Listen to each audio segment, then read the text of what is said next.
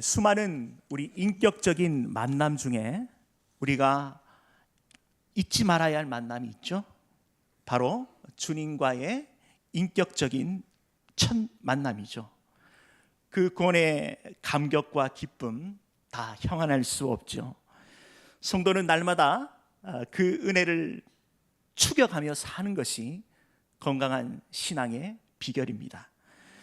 오늘 말씀에 등장하는 한 사람이 있습니다. 오래전 하나님과 깊은 인격적 만남이 있었죠. 그가 신앙의 길을 저버리고 자기 자신의 삶의 주인이 되어 방황하기 시작합니다. 현실에 매몰되어 살죠. 바로 야곱입니다. 그가 한참을 돌아 은혜에 무뎌진 삶을 살아갈 때에 어느 날 큰 환난을 마주하게 됩니다. 복잡한 가게만큼이나 그의 숨통을 조여오죠. 그의 아들들이 결정적인 실수로 도저히 수습 불가의 상태에 이르게 됩니다. 위기는 산불처럼 번져 가정 전체가 위험에 빠지게 되죠. 한마디로 패닉 상태입니다. 이쯤 되자 가장인 야곱이 두 손 두 발 들고 문제 해결에 나서죠. 그런데 그가 이전과 다른 방법으로 문제에 접근하기 시작합니다. 이 문제가 어디서부터 잘못되었는지 알게 된 것이죠. 성도의 모든 문제의 시작과 끝은 하나님과의 관계에서부터 시작되고 진행되고 매듭되어집니다. 신앙의 위기란 하나님의 말씀의 테두리에 벗어나 주신 은혜와 사랑을 잃어버릴 때에 불청객처럼 찾아오죠. 이스라엘이 출애굽할 때에 홍해를 가르시고 광야 한가운데 하늘의 만나와 메추라기로 그들을 먹이시고 낮에는 구름 기둥 밤에는 불 기둥으로 그를 지켜주신 그 하나님의 은혜를 잊을 때에 위기가 찾아왔습니다. 사실 이런 영적 원리를 모르고 문제만 함몰될 때가 문제죠. 문제의 진원지를 알고 접근해야 수습이 가능합니다. 오늘 본문의 야곱과 그의 가족들은 위기를 기쁨으로 바꾸는 가장 지혜로운 선택을 합니다. 어떻게 이들이 문제의 실마리를 풀어가는지 말씀의 거울을 통해 함께 은혜 나누겠습니다. 야곱은 이삭의 쌍둥이 둘째 아들로 태어나죠. 형 에서에게 팥죽 한 그릇으로 장자 명분을 삽니다. 나중에 어머니 리브가와 결탁해 아버지와 형을 속이고 장자권까지 뺐죠. 그리고 달아납니다. 자신의 이익을 위해 부모 형제까지 속여왔던 정형적인 기회주의자였죠. 그런 그가 인생의 큰 전환점을 맞이합니다. 자신을 죽이려는 형의 낯을 피하여 환난으로 도망가던 중 하나님을 인격적으로 만난 것이죠. 그곳은 베델입니다. 베델이란 하나님의 집이란 뜻이죠. 위치로는 예루살렘 북쪽 19km 떨어진 성읍 위에 있습니다. 그곳에 야곱은 하나님과 언약을 맺습니다. 창세기 28장 14절에 내 자손이 땅에 티끌같이 되어 내가 서쪽과 동쪽과 북쪽과 남쪽으로 퍼져갈지며 땅의 모든 족속이 너와 내 자손으로 말미암아 복을 받으리라. 놀라운 축복의 말씀이죠. 하나님께서 야곱을 통하여 동서남북 복을 받는 축복의 통로로 사용하시겠다는 것입니다. 야곱은 그 은혜의 현장을 떠나 하란에 이르러 외조부 두부엘 집, 외삼촌 라반의 집에서 20년 동안 거주하게 됩니다. 그곳에서 아내와 자식들, 수많은 가축과 재물을 거느린 거부가 되죠. 그리고 다시 고향으로 돌아갑니다. 그 과정에서 형 에서와 극적으로 화해를 이루죠. 이 모든 것이 하나님께서 야곱을 향한 하나님의 은혜였습니다. 이처럼 야곱은 하나님의 온정의 손길을 온몸으로 체험한 사람이었죠. 순산대로 갔던 야곱과 그의 가정에 고비가 찾아왔습니다. 하나님과의 언약을 지키지 않은 것이 문제인 것이죠. 창세기 28장 22절에 내가 기둥으로 세운 이 돌이 하나님의 집이 될 것이요 하나님께서 내게 주신 모든 것에서 10분의 1을 내가 반드시 하나님께 드리겠나이다 하였더라. 하나님 앞에 소원을 멋있게 합니다. 그리고 평안히 아버지 집으로 돌아갈 때에 반드시 하나님의 은혜의 장소인 베델에 하나님 전을 짓겠다라고 소원했지만 까마득하게 잊고 불순종하는 것이죠. 가나안 땅에 머물러 하나님을 잊고 살아갔습니다. 창세기 33장 18절에 야곱이 밧단 아람에서부터 평안히 가나안 땅 세겜 성읍에 이르러 그 성읍 앞에 장막을 치고, 이때부터 야곱의 가정이 기울기 시작하죠. 가나안 땅 세겜은 하나님을 믿지 않는 음란한 호전 민족이 사는 곳입니다. 그곳에서 딸 디나가 자신의 여자들을, 친구들을 만나기 위해서 갔다가 부끄러운 일을 당하죠. 이 사실을 알게 된 야곱의 아족들이 분노해 복수를 도모합니다. 세겜 사람들과 하친을 할 조건으로 남자들에게 할례를 받게 하죠. 이를 좋게 여긴 그들은 그대로 시행합니다. 함정을 파놓은 것이죠. 할례를 행한 후 가장 고통스러울 때인 3일차에 야곱과 아들들 시몬과 레이가 칼을 들고 기습합니다. 세겜 사람들은 아무런 방어조차 못하고 비참하게 살육당하죠. 만약 이 사실이 가나안 인근 지역에 알려지면 야곱과 그의 가족들은 몰살당할 위기에 빠지게 됩니다. 이때 하나님께서 야곱에게 말씀하십니다. 창세기 35장 1절에 하나님이 야곱에게 이르시되 일어나 베델로 올라가서 거기 거주하며 내가 내 형 에서의 낯을 피하여 도망하던 때에 내게 나타났던 하나님께 거기서 제단을 쌓아라 하신지라. 우리가 위기를 만나면 다른 대안이 없죠. 인간적인 수단과 방법을 다 소용없습니다. 애써봐야 그 실타래는 더욱 엉킬 뿐이죠. 고난은 우리의 중심을 바꾸라는 하나님의 신호입니다. 전심으로 주께 돌아가야죠. 은혜의 첫 단추는 회개입니다. 시선을 주께 고정할 시간이죠. 회개는 하나님과의 끊어진 다리를 연결하는 것입니다. 하나님은 우리가 사는 곳 저 멀리서 감망하시는 분이 아니십니다. 우리가 회개하는 그 순간 하나님 앞에 엎드릴 때에 이미 옆에 와 계신 분이십니다. 하나님 앞에서 죄는 무게감의 문제가 아닌 것이죠. 내가 죄인 줄 모르고 살아가는 영적 무감각이 문제인 것이죠. 우리가 엎드릴 때에 하나님과 맡겼던 담이 허물어지는 것입니다. 기도는 하나님의 숨결을 느낄 수 있는 영적 네트워크죠. 여기서부터 끊어졌던 회로가 가동되기 시작합니다. 야곱의 가족이 대대적인 가정계획이 시작되죠. 창세기 35장 2절 중반절에 너희 중에 있는 이방 신들을 버리고, 여기서 이방 신상이란 야곱의 아내 라헬이 가지고 있던 드라빔, 우상이죠. 야곱의 종들이 하나님에서 가지고 있던, 또한 세겜 포로들이 가지고 있던 그 신상들을 가리킵니다. 하나님 백성에게 낯선 것들이 야곱의 가족들에게 어느 순간 깊숙이 들어온 겁니다. 익숙해진 것이죠. 죄는 한순간에 찾아와 어느 순간에 우리의 머리에, 우리의 가슴에 둥지를 트는 것이죠.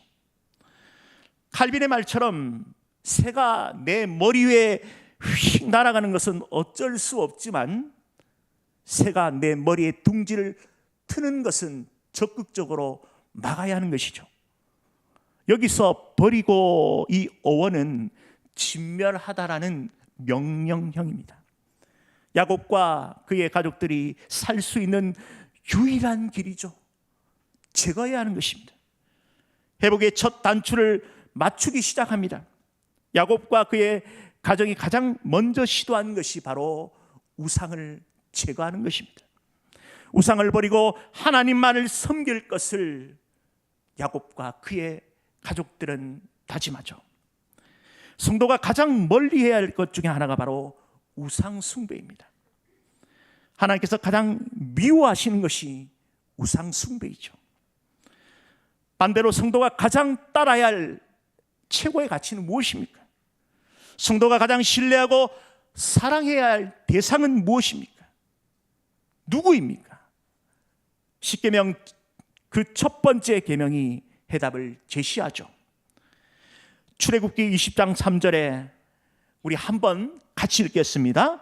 너는 나 외에는 다른 신들을 내게 두지 말라. 분명히 말씀하셨습니다.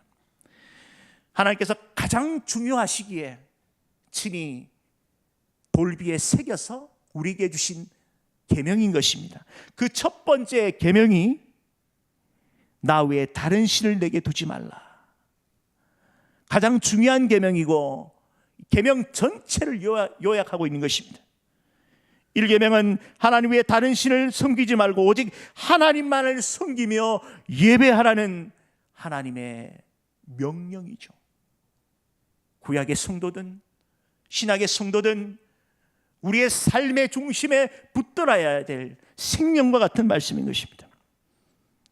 우상이란 단순히 이방 신상뿐만을 말하는 것이 아니죠. 하나님보다 더 사랑하는 그 무언가를 다 포함하고 있죠. 우리에게 친숙한 것 중에 하나님보다 더 마음을 쏟게 하는 것들이 있습니까? 이 속담에 가랑비에 옷 젖는 줄 모른다는 말이 있죠. 어느 날 내 마음에 자리 잡기 시작하더니 어느덧 내 삶 깊숙이 자리 잡아 내 시간과 내 마음까지도 잠식해버린 그 무엇인가가 있습니까? 제거해야 하는 것입니다. 마음의 우선순위를 바로 설정해야 합니다. 나의 1번이 무엇입니까? 가장 앞자리에 하나님이 자리하지 않으시면 돌이켜 재결단해야 합니다. 하나님은 우리에게 부분적인 헌신을 요구하지 않으셨죠. 로마서 12장 1절에 그러므로 형제들아 내가 하나님의 모든 자비하심으로 너희를 권하노니 너희 몸을 하나님이 기뻐하시는 거룩한 산 제물로 드리라. 이는 너희가 드릴 영적 예배니라. 아멘. 구약의 제물이 번제로 태워질 때 손 따로 발 따로 몸통 따로 부분적으로 드려지지 않았습니다. 온전히 불살라 화제로 드렸죠. 우리의 헌신은 온전해야 합니다. 하나님은 우리의 99%의 예배를 기뻐 받으시지 않으십니다. 우리의 1%가 어디 있는지를 물으시죠. 전심으로 100% 하나님을 신뢰하며 헌신하기를 원하십니다. 이어서 야곱은 가족들에게 당부합니다. 창세기 35장 2절 하반절에 자신을 정결하게 하고 너희들의 의복을 바꾸어 입으라. 자신을 정결하게 하고 이 제기형으로 직역하면 그리고 너희들은 너희 스스로 깨끗하게 하라라고 되죠. 야곱이 자신의 모든 권속들에게 몸을 깨끗게 하고 그리고 도덕적으로 순결할 것을 당부하는 것입니다. 이는 하나님 보시기에 사람 보기에 정결한 삶을 살도록 명한 것이죠. 하나님 자녀로 부름받은 우리는 거룩하신 하나님 앞에 서야 하는 것입니다. 바로 정결한 마음과 정결한 삶이죠. 구약의 제사장이 하나님 앞에 제사를 드릴 때에 성소 안에 들어가 반드시 거쳐야 할 의식이 있습니다. 물두멍 앞에 서는 것입니다. 번제단 앞에 제물로 바쳐진 그 짐승으로 인하여 그 걸려진 그 손과 발 그리고 옷을 물두멍에 담겨진 물로 깨끗하게 씻어내는 것이죠. 그리고 그 깨끗해진 그 몸으로 성소 안으로 들어가는 것입니다. 우리가 하나님께 예배드릴 때 물론이고 생활 속에서 경건의 능력이 드러나야 하는 것입니다. 우리 마음과 생각이 날마다 정결해지도록 우리 자신을 꼼꼼히 살펴야 하는 것이죠. 야곱이 가족들과 그의 함께한 무리들에게 계속해서 당부합니다. 의복을 바꿔 입으라. 이전에 입고 있던 옛 의복을 벗어버리고 새 옷을 바꿔 입으라는 것이죠. 이것 역시 정결을 의미하고 있습니다. 더 좋은 것으로 바꾸다, 새 것으로 바꾸다, 갱신하다라는 뜻이죠. 우리의 신앙은 개혁주의 노선을 따라갑니다. 개혁주의는 16세기 당시 유럽의 종교개혁을 주도하던 칼빈의 신학 사상의 중심을 말하죠. 칼빈주의라고도 합니다. 하나님의 절대 주권을 믿으며 정황무오한 하나님 말씀 앞에 자신을 꿇어엎드려 영광의 도구로 살아가는 신앙 운동이기도 하죠. 그러므로 우리는 이 개혁주의 노선을 따라 우리의 삶의 현장에서 영광의 도구로 매일매일 살아드려야 하는 것입니다. 우리를 주권적으로 선택하여 불러주셔서 거룩한 하나님의 권속으로 삼아주셨습니다. 그 은혜 앞에 날마다 서는 것입니다. 시인은 시편 71편 6절에 이렇게 고백합니다. 내가 모태에서부터 주를 의지하였으며 나의 어머니의 뱃속에서부터 주께서 나를 택하셨사오니 나는 항상 주를 찬송하리이다. 여러분이 지금 이 자리에서 예배드리고 계시는데 우리의 생각대로 우리의 의지대로 하나님께 예배드리는 것이 아닙니다. 하나님께서 먼저 우리를 태초부터 선택해 불러주셨죠. 예수 그리스도의 십자가의 대속의 은혜로 죄로부터 해방되었습니다.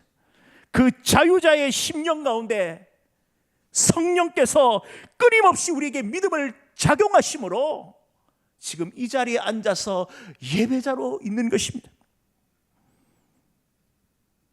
우리 신앙의 주옥 같은 믿음의 고백을 담고 있는 소요리 문답 30번지에 이런 질문을 던지고 있습니다. 성령께서 그리스도의 사신 구속을 우리에게 어떻게 적용하셨는가? 이렇게 답합니다. 우리 안에 믿음을 일으키시고 또 효력 있는 부르심으로 우리를 그리스도와 연합하게 하시는 것이다. 놀라운 고백이죠. 그리스도께서 이루신 그 구속의 그 은혜를 성령께서 끊임없이 우리에게 믿음으로 붙들어 주시고 단 우리를 효력 있는 부르심으로 이끄시며 그리스도와 연합되게 하시는 성령의 사역 위에 우리가 서 있는 것입니다. 성령의 역사는 쉬지 않으십니다. 우리는 부족하고 실수가 많죠. 그러나 내 안에 완전한 구원을 이루어 가시는 성령님을 굳게 의지하며 순종하기만 하면 성령께서 이루어 가십니다. 도우시는 성령님을 더욱 붙잡고 날마다 성결한 삶을 살아냅시다. 성도는 하나님의 나라의 거룩한 난 존귀한 하나님의 예식에 초대받은 사람들이죠. 세상에 얼룩지고 더러워진 의복을 입고 천국 예식에 참여할 수가 없죠. 에베소서 4장 22절에 너희는 유혹의 욕심을 따라 썩어져가는 구습을 따른 옛사람을 벗어버리고, 이어서 에베소서 4장 24절에 하나님을 따라 의와 진리의 거룩함으로 지으심을 받은 새 사람을 입으라. 우리는 날마다 말씀 앞에 새롭게 디자인되어야 하는 것입니다. 흔들리고 넘어질 때마다 앞서가신 예수 그리스도를 생각해야죠. 우리 안에 하나님의 생명이 있습니다. 죽은 영혼을 살려주셨죠. 살아난 영으로 우리는 매일의 삶 속에 진실함으로 거룩하게 젖어 가야 합니다. 저와 여러분은 그리스도의 DNA, 거룩한 유전자가 있습니다. 세상 사람들이 없는 거룩한 영적 파워가 있는 것이죠. 도우시는 성령님의 은혜 위에 우리는 날마다 거룩함으로 세워져야 하는 것입니다. 보혜사 성령께서 우리를 가르치시고 보호하시고 인도하십니다. 우리를 붙드시는 성령님의 크신 은혜를 간절히 사모합시다. 성도의 견인이란 말이 있죠. 하나님은 한번 택하신 당신의 백성을 천국에 이르기까지 결코 놓지 않으시고 인도하십니다. 만약 구원이란 우리의 삶의 노력으로 열심으로 이루어지는 것이라고 한다면 얼마나 우리의 구원이 불완전하겠습니까? 때로는 무너지기도 하고 약해지지 않겠습니까? 저 자신을 들여다볼 때도 참 부끄러울 때가 많습니다. 실망스러울 때가 한두 번이 아니죠. 이게 아닌데 라는 생각이 들 때가 있습니다. 그럴 때마다 제 마음에 새기는 말씀이 있습니다. 로마서 8장 28절에 우리 같이 한번 읽어봅시다. 시작. 우리가 알거니와 하나님을 사랑하는 자 곧 그의 뜻대로 부르심을 입은 자들에게는 모든 것이 합력하여 선을 이루느니라. 아멘. 하나님께서는 한번 붙드신 우리의 손을 놓지 않으십니다. 저와 여러분은 하나님의 완전한 계획 속에 있습니다. 저를 따라 한번 힘차게 고백하셨으면 좋겠습니다. 나는 하나님의 완전하신 계획 속에 있습니다. 일부 예배보다 목소리가 크십니다. 더 크게 한번 큰 소리로 한번 고백합시다. 시작. 나는 하나님의 완전하신 계획 속에 있습니다. 아멘. 나의 중심이 조금씩 무너질 때, 흐트러질 때마다 하나님의 완전하신 계획 속에 내가 있지라고 새기시는 저와 여러분이 되시길 축원드립니다. 굳건한 믿음 위에 서야 하는 것입니다. 날마다 그리스도의 거룩한 형상으로 닮아가시기를 축원드립니다. 계속해서 야곱이 그의 가족들에게 당부하죠. 창세기 35장 3절에 우리가 일어나 베델로 올라가자. 내 환난 날에 내게 응답하시며 내가 가는 길에서 나와 함께 하신 하나님께 내가 거기서 제단을 쌓으려 하노라 하매. 야곱이 하나님 말씀을 따라 베델로 올라갈 것을 재촉합니다. 세겜 주변 사람들이 언제 보복할지 모르는 상황이라 다급한 상황이죠. 그러나 더 큰 이유가 있습니다. 속히 하나님의 소원을 지키기 위함인 것이죠. 이는 하나님과 함께한 가족들과 식솔들이 신앙 공동체 위에 회복되기를 원하는 그의 마음인 것입니다. 야곱의 태도가 달라진 것입니다.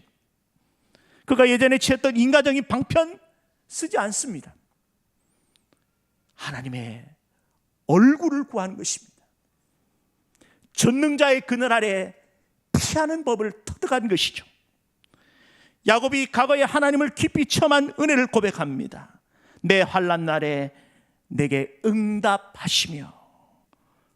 형 에서의 낯을 피해 도망자 신세 때 이 절박한 심정으로 하나님께 부르짖을 때죠. 하나님께서 그에게 응답하시고 말씀하시고 놀라운 은혜를 체험한 현장인 것입니다. 하나님은 우리의 기도에 응답하시는 분이십니다. 하나님은 전심으로 구하는 자에게 귀를 기울이시죠. 무릎을 꿇고 하는 기도는 하늘의 금향료를 채우는 일입니다. 눈물로 드리는 기도는 하늘에 내리는 은혜의 단비를 맞는 비결이죠. 하나님이 응답하시면 승리할 수밖에 없습니다. E.M. 바운즈라는 이 기도의 아주 유명한 목회자가 이런 고백을 했습니다. 교회는 더 나은 방법을 찾고 있지만 하나님은 더 나은 사람을 찾고 계신다. 인간적인 방편으로 사람을 찾지만은 하나님은 하나님께서 원하시는 그 한 사람을 찾고 계신다는 것입니다. 우리의 기도가 더욱더 하나님 뜻에 부합될 수 있도록 순종하며 기도하며 나아갈 때에 하나님 앞에 하나님의 뜻을 맞추어 살아갈 수 있는 것입니다. 그러므로 기도의 능력이 큰 것입니다. 살아있는 기도란 우리의 진심이 담겨있는 기도죠. 직설적이고 구체적이고 뜨겁고 단순한 기도인 것입니다. 복잡한 기도가 아니죠. 우리에게는 성령으로 하는 기도가 필요한 것입니다. 하나님은 지금 기도하는 한 사람을 찾고 계십니다. 그 찾는 저와 여러분이 되시길 소원드립니다. 응답하시는 하나님의 그 강구하심으로 영적인 쾌거를 경험합시다. 계속해서 야곱은 자신의 마음을 고백하고 있습니다. 나와 함께 하신 하나님께, 자신의 삶 가운데 변함없이 동행하시는 그 하나님의 은혜를 믿음으로 고백하는 것이죠. 야곱이 가나안 땅에 들어와 10년이 지나도록 하나님과의 그 소원을 까마득하게 잊고 살았죠. 배은망덕하죠. 그러나 하나님께서 여전히 야곱과 동행하셨습니다. 세상적 이론으로는 설명할 수가 없죠. 하나님은 여전히 그 자리에 계셨습니다. 하나님은 우리의 연약함을 채울하시죠. 우리의 모든 아픔까지도 품으신 그 위대한 사랑의 은혜를 변함없이 우리에게 베풀어 주십니다. 그 삶의 중심에 우리는 언제나 하나님을 모셔야 하는 것입니다. 그러므로 우리의 삶의 중심에 하나님으로 충분한 것입니다. 성령께서 우리의 마음을 채워주시도록 구하며 사모해야 하는 것입니다.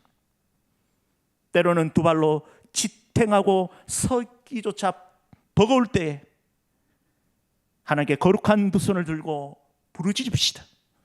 도우시는 하나님의 손이 우리와 함께 하십니다. 시는 위기 중에 확신에 찬 믿음의 고백을 합니다. 시편 3편 4절에서 6절에 내가 나의 목소리로 여호와께 부르짖었으니 그의 산성에서 응답하시리로다. 내가 누워 자고 깨었으니 여호와께서 나를 붙드시리로다. 천만인이 나를 에워싸 진친다 하여도 나는 두려워하지 아니하리로다. 이 시편을 고백한 사람이 누군지 아십니까? 다윗이죠. 그가 어떤 상황입니까? 자신의 혈육인 압살롬이 자신을 향해 칼을 겨루고 있는 생각만 해도 끔찍한 상황이죠. 그럼에도 다윗이 버티고 이겨낼 힘이 자신에게 있지 아니하고 자신을 붙드신 하나님께 있음을 확신한 것이죠. 시선을 상황과 자신에게 두는 것이 아니라 하나님께 시선을 고정할 때에 위대한 신앙의 고백자로 서는 것입니다. 다윗이 위대한 것이 아니죠. 다윗을 붙들고 계시는 신실하신 그 하나님이 위대한 것입니다. 제가 성경 다음으로 좋아하는 과목이 있습니다. 역사 과목이죠. 역사의 주인공은 사람이 아니라 어떤 사건이 아니라 히스토리, 바로 그분의 이야기인 것이죠. 예수 그리스도께서 세상을 창조하시고 다스리시고 결국에 마침표를 찍으십니다. 할렐루야.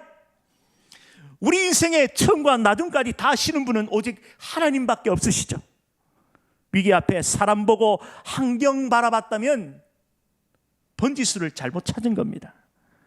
주님을 바라볼 때에 우리가 다시 일어설 수 있는 것이죠. 아브라함이 믿음으로 순종했습니다. 모세와 여호수아가 믿음의 걸음을 걸어갔습니다. 다윗이 믿음으로 이스라엘을 통치했고요. 사도 바울이 믿음으로 걸어갔던 그 길이죠. 믿음을 설명하는 다양한 표현이 있겠지만 하나님을 바라보는 것이다 라고 말하고 싶습니다. 우리가 다 믿음이 좋아서 평생 주님과 흔들림이 없는 그러한 믿음의 삶을 살아가면 좋겠지만 우리의 삶이 하나님 보시기에 부끄러울 때가 있죠. 낙심하고 무너지고 그 죄를 뒤집었을 때가 있습니다. 설령 그런 자신을 깨닫는 순간이라 할지라도 그 평생 주님과 눈을 맞추며 살아가는 것이 바로 믿음의 사람이 갖춰야 될 모습인 것이죠. 혹시 이 자리에 살 소망이 끊어지신 분이 계십니까? 주를 바라봅시다. 주님을 바라봅시다. 다시 일으키시고 힘주시는 그 소망의 주님을 붙들고 다시 일어나시기를 축원합니다. 이처럼 힘주시는 하나님의 말씀에 의지하여 야곱은 더 힘찬 걸음을 내딛죠.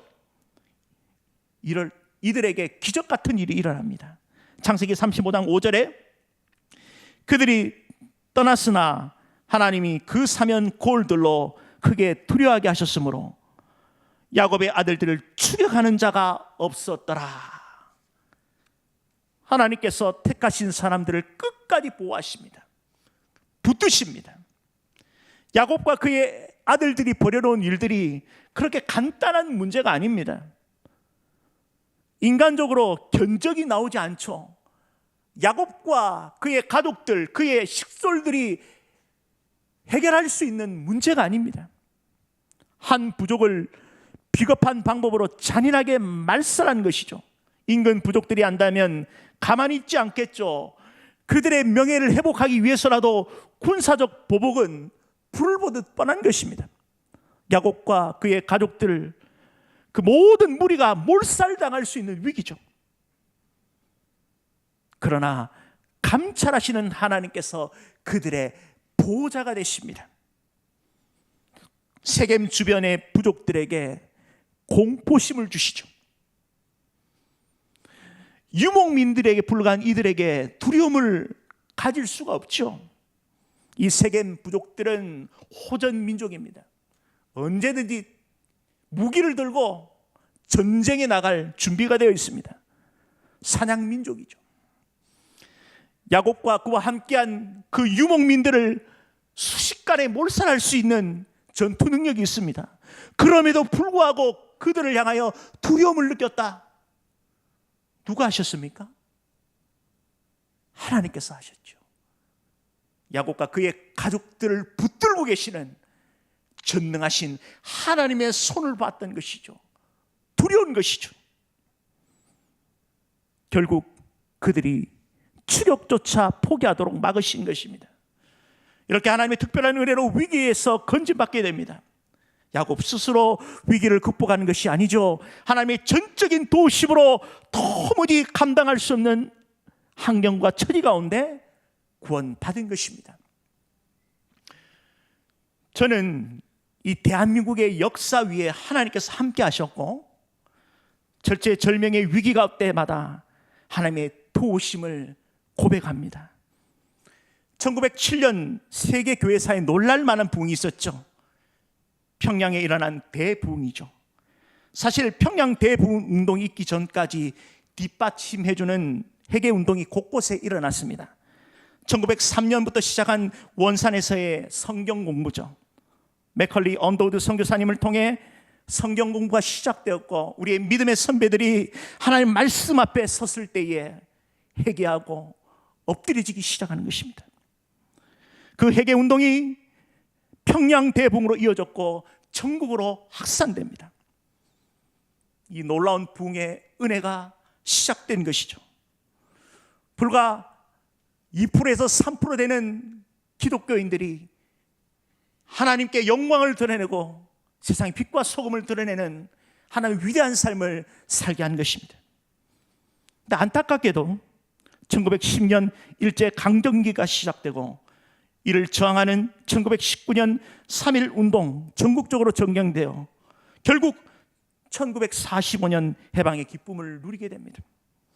해방 이후 5년이 채 지나지 않아 이 북한의 남침으로 6.25 전쟁이 발발합니다.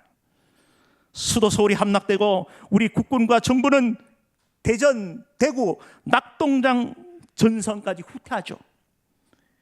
이쯤 되면 모든 것이 끝난 것 같습니다. 부산의 피난민들이 모여서 어떤 일을 하기 시작한 줄 아십니까? 초량교회 아시죠? 초량에 있는 초량교회. 목회자들과 성도들이 모이기 시작했습니다. 하늘의 창을 열고 하나님 앞에 기도하기 시작하는 거예요. 기도하고 하나님 앞에 이 민족을 향하여 기도할 때에 눈물이 쏟아지고 회개가 터지고 혼란풍의 역사가 일어난 것입니다. 기독교 교회사에 수학과 같은 공식이 있습니다. 회개의 역사는 회복과 부흥의 역사로 이어진다는 것이죠. 그 일이 일어난 지 얼마 후에 기적 같은 일이 일어납니다. 유행군들이 형성되어 메가더 장군을 지휘하여 인천 상륙 작전이 계획되죠. 사실 이 작전은 무모한 작전이었습니다. 인천 앞바다에 지형적으로 거센 파도와 저기 곳곳에 매설해둔 그러한 어뢰로 인해서 수복할 확률이 5,000분의 1이었습니다. 불과한 것입니다.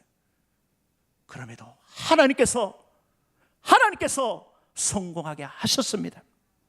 사랑하는 성도 여러분, 대한민국의 안녕과 번영 그 중심에는 언제나 하나님이 함께 하셨고 기도하는 한국교회와 성도들이 있었습니다. 한 나라와 민족의 운명이 하나님 손에 달려있죠.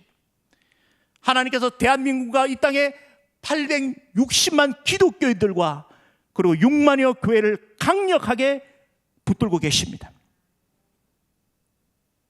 아직도 하나님께서는 한국교회를 향하여 한국교회 성도들을 통하여 하실 일이 있다라고 저는 확신합니다. 아시아를 넘어 유라시아 열방을 섬기는 거룩한 도구로 계속적으로 사용하고 계시고 그리고 앞으로도 사용할 줄 믿습니다. 우리의 인생길이 롤러코스터 같이 언제 어디서 소낙비를 맞을 줄 모르죠. 그러나 하나님을 바라보는 믿음이 있으면 소망의 주님을 경험하는 것입니다. 주님은 여전히 우리와 함께 하십니다. 더 이상 망설이지 말고 베델로 올라갑시다. 응답하신 하나님을 바라봅시다. 말씀을 맺겠습니다. 누구나 인생의 위기를 맞이하면 당황하고 불안하죠. 그때 우리는 망설이지 말고 주님을 바라봅시다. 그 말씀 앞에 서서 우리 자신을 점검합시다. 정결 앞에 섭시다. 언제나 우리를 만나주신 하나님의 은혜의 현장 앞에 베델로 올라갑시다. 여전히 우리와 함께 하시고 우리를 붙드시는 하나님의 크신 은혜를 경험하시는 우리 귀한 대청의 모든 성도님 되시길 축원드립니다.